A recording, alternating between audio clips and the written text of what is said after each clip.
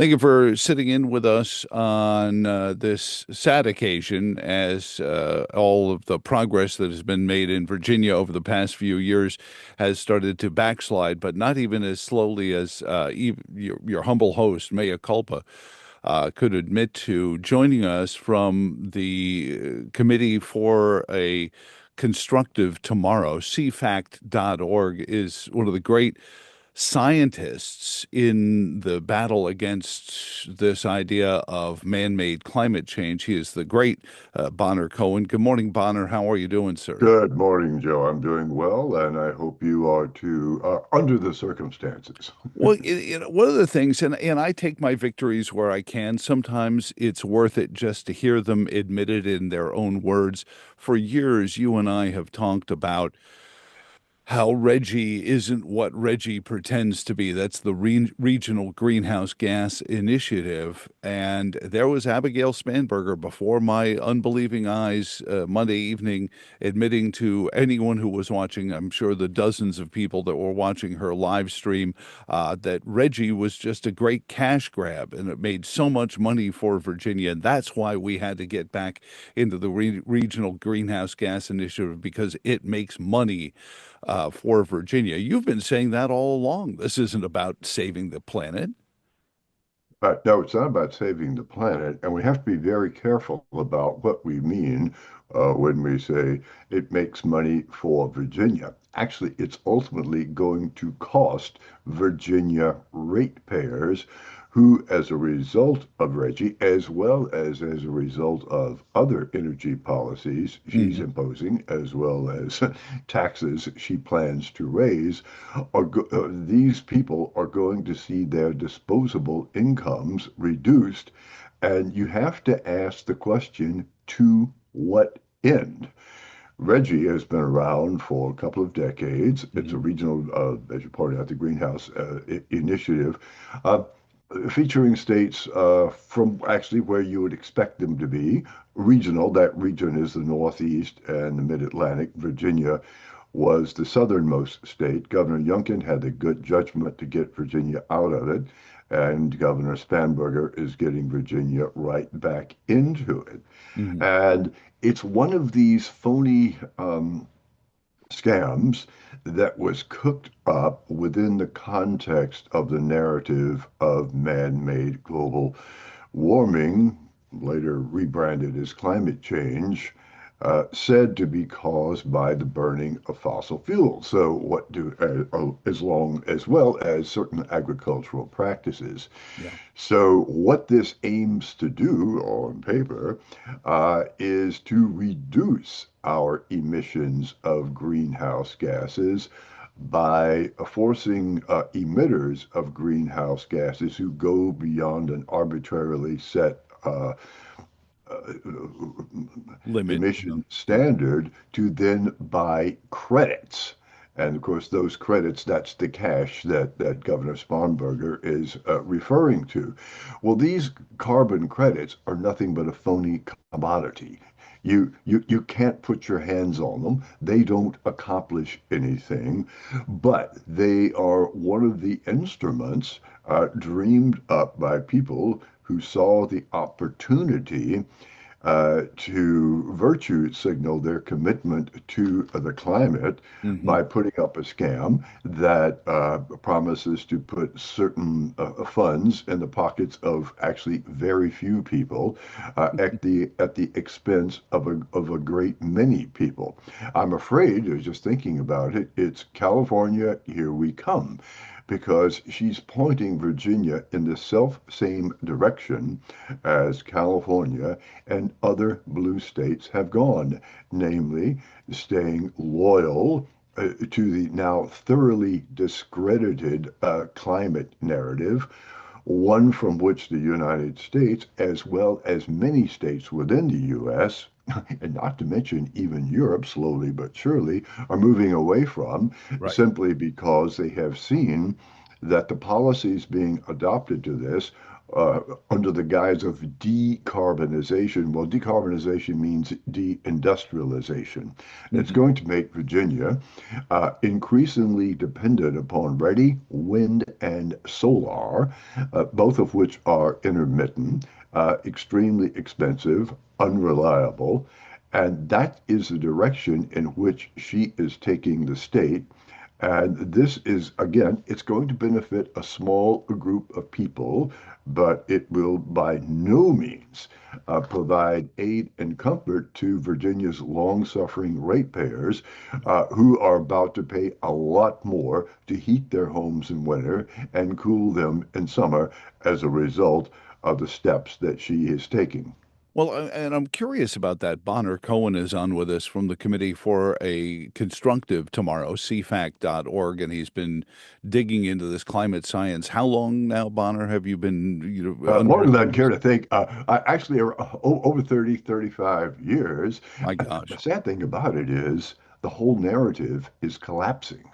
Mhm. And yet Spanberger is going headlong, taking Virginia into the dead end of dependence on renewable energy. Yeah. And believe me, Virginia ratepayers, as well as Virginia businesses and what have you, are going to pay dearly for this. Well, she brought that up during her Monday speech to the General Assembly. She demagogued and took a couple of pot shots at Dominion Energy for continued increases in rates. But it has appeared to me that a lot of that has been born out of dealing with regulations that Dominion had to deal with. And I'm not taking their side in this. I think there's a certain amount of their willing co-conspirator in this because they know that there's going to be a cash flow situation. So they're not necessarily the victims here, but I don't think that they're the reason Virginia ratepayers are paying more. What do you say to that, Bonner? Right. Dominion Energy is, shall we say, a co-conspirator in this. See their offshore wind farm, which is a gigantic waste and one of the most stupid ways to produce electricity imaginable.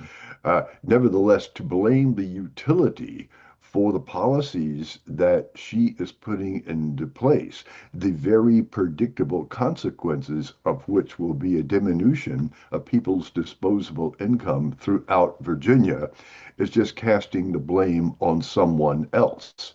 Perhaps not an entirely innocent party in the case of Dominion, but it is her policies that will drive up the cost of energy for all Virginians, which coupled with the taxes that she wants to raise across the board, are going to quickly turn Virginia into a California wannabe.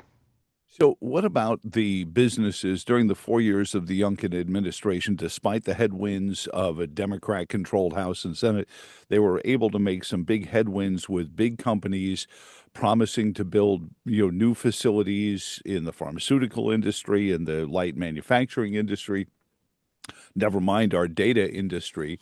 And one of the things, and let me stick a pin into the whole data industry thing, because I think you and I have talked in the past about how Governor Northam got us into this whole scam. And even at that point, 45 or so percent of the world's internet traffic was already coming through Virginia. But before we get into that, what about all these businesses that haven't really, I mean, they've had their ceremonial groundbreakings, but they haven't necessarily put their facilities up yet?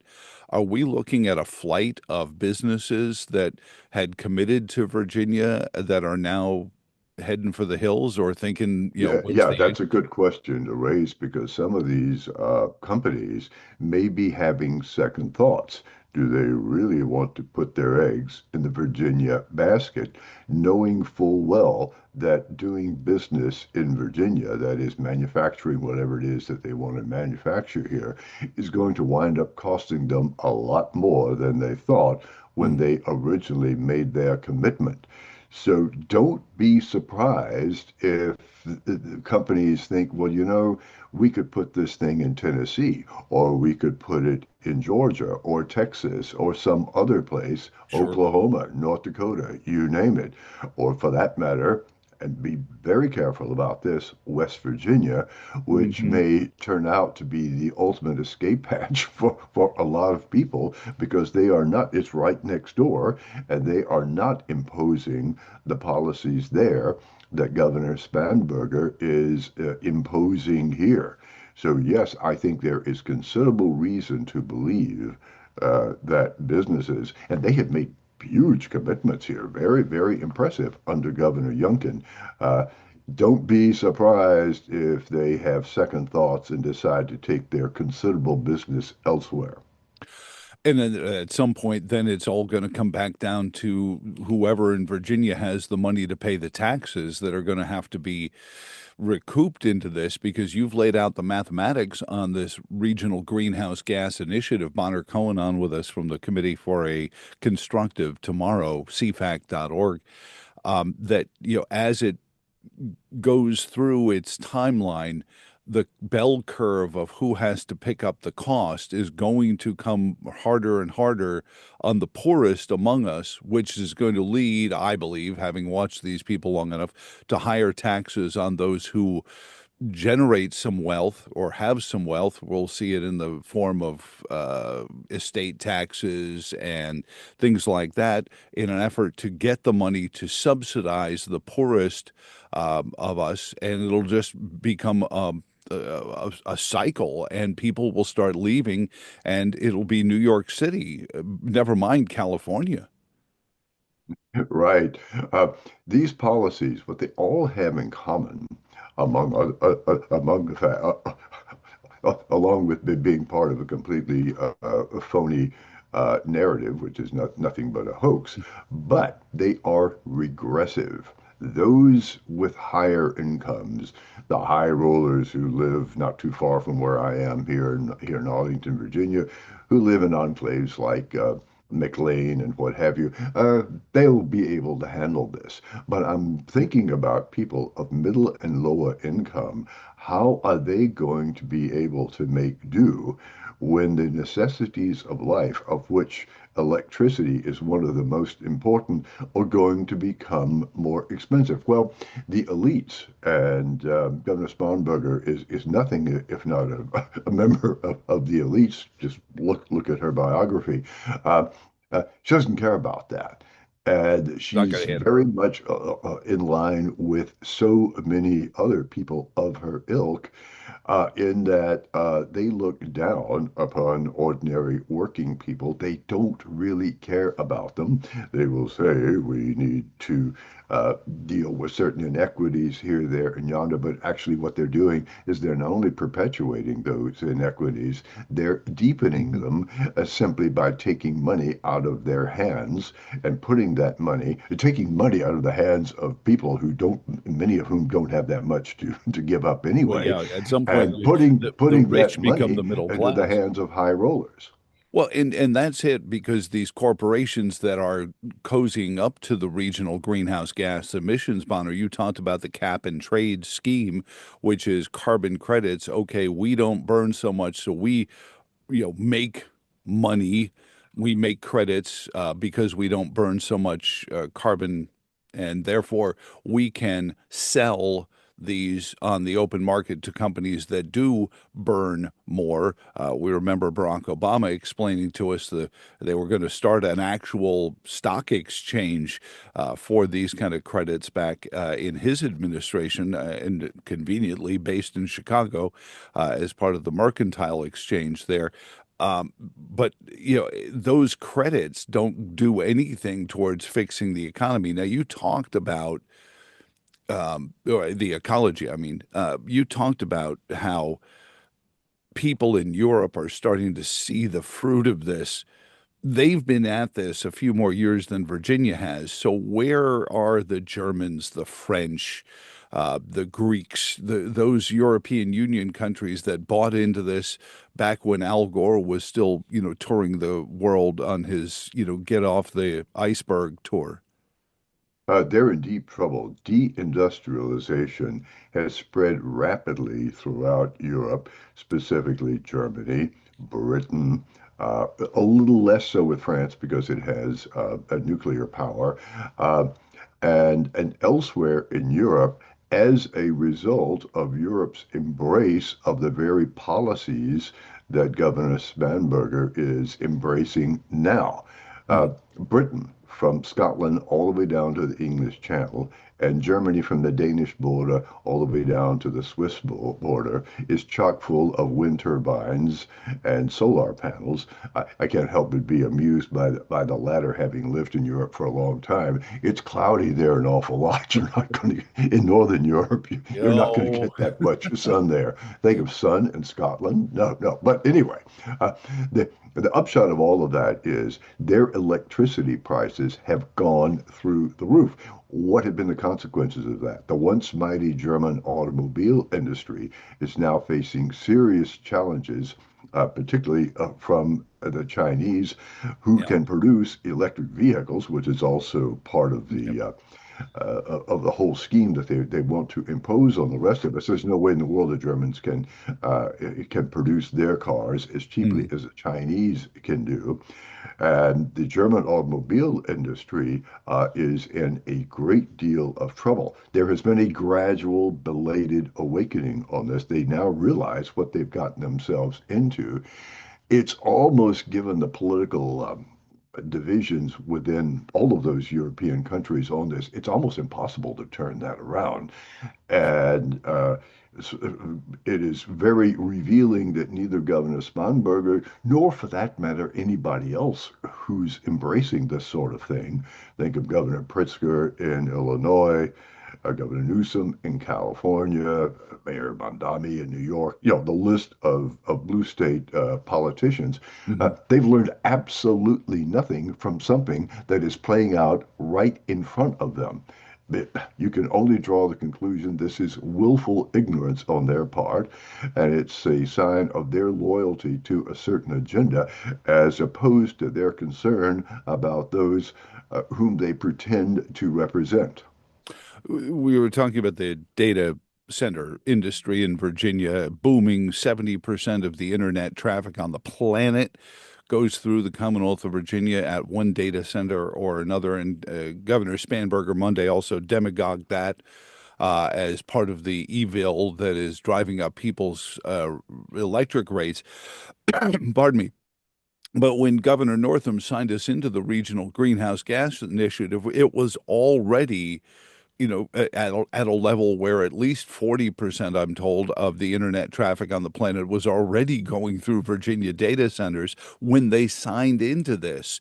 So they knew that these data centers were going to be a big part of Virginia's economy, yet they signed us into this. You called it an economic suicide pact once to me, Bonner. Is it is it willful ignorance, or are they being paid off by somebody who's making money, whether Virginians are able to make ends meet or not? I think it's both. Um, what if you look at some of the other things that Governor Spanberger said, she wants to make Virginia increasingly a welcoming place for wind and solar. Now, if Mhm. you look at the data centers that are being proposed for Virginia, the last thing those developers want is to be dependent on wind and solar for their energy, simply because they can't get the, uh, the electricity that they need for to power the data centers Mhm. from intermittent wind and solar. So that is never going to happen. So data centers, ultimately, whether they're in Virginia or Arizona or any place else, they're going to have to become energy self-sufficient. That is, the electricity to Mhm. power them is going to have to be generated on site. It can't be taken away from the grid. And that is something that the Trump administration is now pushing Mhm. by, among other things, instructing developers of data centers, look, you've got to start paying for natural gas plants and nuclear plants so that you can supply the electricity you need for your data centers. These have to be arrangements that do not come at the detriment of surrounding communities. Last question for you, Bonner Cohen, cfac.org, the Committee for a Constructive Tomorrow. Governor Youngkin, you talked about these data centers. We have the program to build both the small nuclear reactors, aka the ones we've been putting in submarines since the 50s and 60s. But also, we're pioneering. I talked to the fellows from Siemens and the Commonwealth Fusion development. We're working on that as well. How much do you expect of Governor Youngkin's all of the above approach to energy generation is going to go out the window under Governor Spanberger now? I think an awful lot of it will. The one possibility is the data centers, the ones, both the ones that are already operating as well as the ones that are more or less in the pipeline to come to Virginia. Mm-hmm. I think they know now that the political winds, to a certain extent, are blowing in their face with respect to energy, that they're going to have to come up with it on their own. So I think the data center developers themselves, and these are deep-pocketed Silicon Valley Mm-hmm. operations, politically very savvy. They will find a way to get things done through, as you said, small modular reactors or other sources of energy. You do wonder, however, whether the Silicon Valley people, and as well as other developers, getting back to something we talked about earlier, they may have second thoughts now about Virginia. After all, if the grass is greener next door in West Virginia or off in Oklahoma or wherever, believe me, a lot of them are going to say this is not worth it. Why do business in a state that makes it difficult to do business? Let's go elsewhere. Bonner, thank you so much for your time. Very gracious to join us this day. The Daily Signal podcast, and Joe Thomas here in the morning with you. It's the Committee for a Constructive Tomorrow, cfact.org. And Bonner, God bless you, sir, and you have a Okay, wonderful thank day. you, Joe. Enjoyed it as always.